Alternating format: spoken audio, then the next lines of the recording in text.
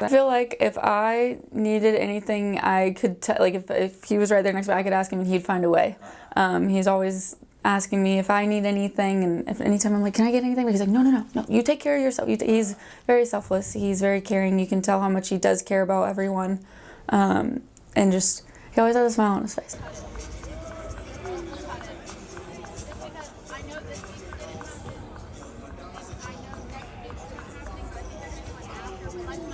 One thing I always laugh is I can write anything, but he will find a way to twist it and give it that UNT excitement.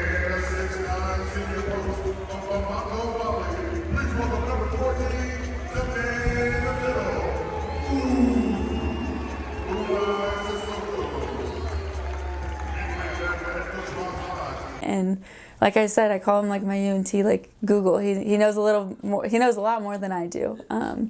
But we share a lot of good laughs on game day, and he really helps bring everything together.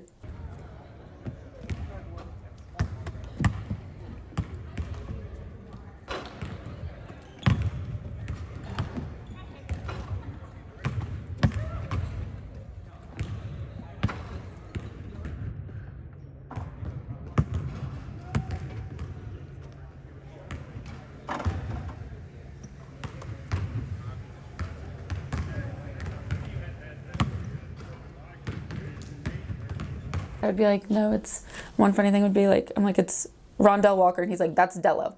Like, he would let me know things before I even really got a chance to meet the team. But he's one that I feel like would do anything for anyone. Thank you. Yeah, thank y'all.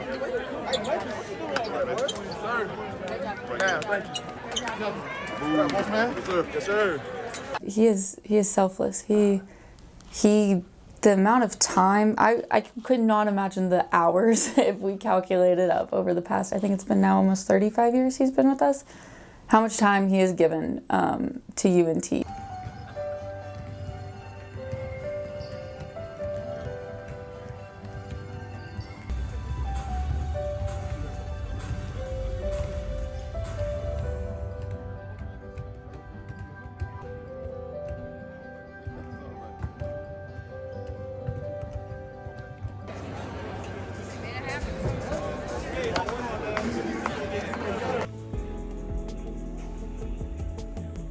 You know, I just love, he's so passionate in what he does and how unique he is for our sports programs. And then just like after games, when we're dapping up all the fans and everything, he always, making sure he's checking in on us.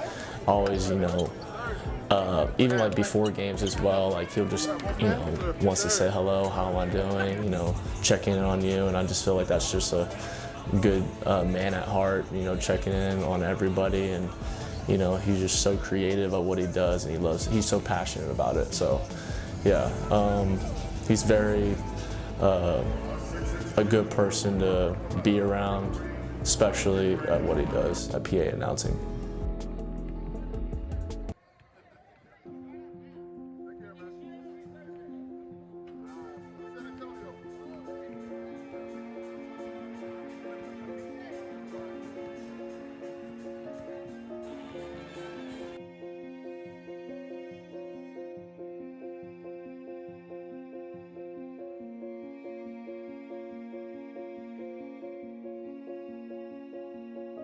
I lost my wife in November of 2023, and she worked in athletics, so most of the time she was at the games, at the UNT games anyway, and she would accompany me to the Cowboy games, and she would accompany me to Austin or San Antonio whenever there was a state game.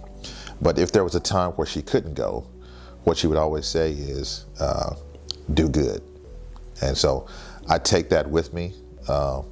One of my sons called a little minute ago, and he follows that up. And if he'll say, "Hey, pops, do good," and just as a play off of what his mom would say.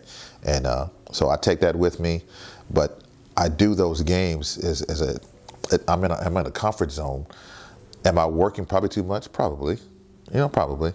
But it was for me. It was relaxation. It was It was, I mentioned going to grief counseling as a whole on Wednesday night, but my grief counseling was Monday night, Tuesday night, in addition to Wednesday night, Thursday night, Friday night, Saturday, UNT, and Sunday Cowboys.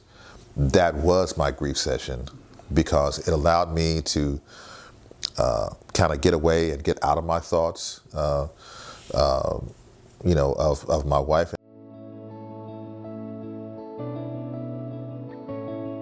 It's a blessing. I've been blessed, and I love it. As long as I'm able to, that's what I want to do. Somewhere, you know, that's what I want to do. It just brings joy to me, and it's my comfort zone, if you will. You know, it's my comfort zone. Somebody asked me, and this took place last fall, wherein on Monday night I was doing public address for the middle schools that feed Geyer High School. That's 7th grade, A team and B team, so 2 games on Monday night. On Tuesday night, 8th grade, A team and B team. Wednesday night, and I'll probably talk a little bit more about this a little bit later, but Wednesday night I was attending grief counseling. Thursday night, either 9th grade, depending on who's home, 9th grade or JV. These are all feeder systems for, well, in 9th grade it would be Geyer, but the Monday and Tuesday, the middle schools, Crown Over and Harpool that feed Geyer. But then on Friday night, I was doing at C.H. Collins, doing either Geyer or Ryan. And sometimes, even on Thursday night, it would be Ryan and Geyer on Friday or vice versa. And then Saturday, we get North Texas. And then on Sunday, the Cowboys. So I was going, there was 2 or 3 times in there where I had a game, you know, every day. And, but that was my comfort zone.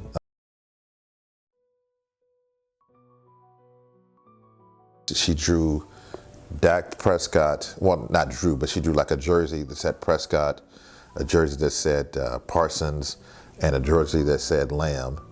And then in between there was a jersey that said Robb. Cowboys. And because, you know, she knowing my affinity for the Cowboys and that I do the internal PA, she drew that, and I lost her, you know, right after Thanksgiving this year. So while that was here in my office back there, I took it to work. And so everybody that comes in say, hey, you're a big Cowboy fan. So then I, you know, that just opens the door. So I got to tell them. I got to tell them the story. So it's, but all of that serves as, one, keeps me going, but it serves as a sense of relief. Again, my wife used to always say, do good. So I take that, man. I take that with me. Believe it or not, Gabe, it's kind of a gratifying moment. It's kind of a sad note. And this came just recently. I think you were probably there for one of these. But when my mentor, Bill Mercer, passed away, this was a situation again where they said, hey, we're going to do a moment of silence. And I was notified ahead of time. And I said, okay, y'all, we'll have something ready. And Luke goes, oh yeah, we'll have something. I get there. They said, you know him and you could do it. So I did it. And I got through it. I was emotional, but I got through it. And then the same night or the next day, one of my friends, Greg Ruska, posted, because I often go Facebook Live when I'm doing the game. So he posted on my Facebook Live, he said, man, that was a touching moment to Bill, and you made me cry. You know? So that let me know that I touched some people, you know? Bill was my mentor, and Craig Way, and Dave Barnett, and so many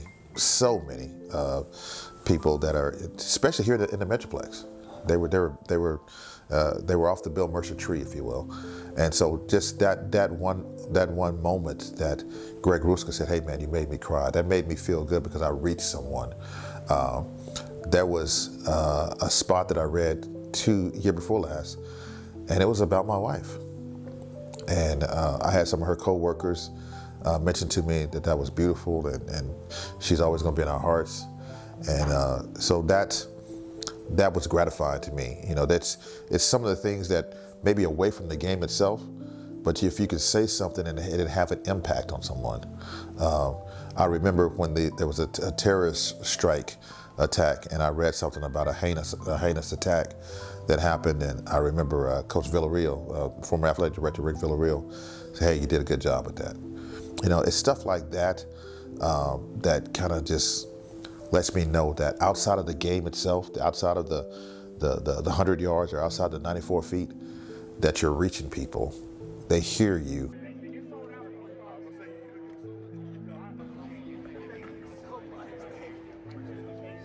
When I have said things like during communion or whatever, at the end of church, there's a contingency of folks that say, "Hey, we love it when you speak."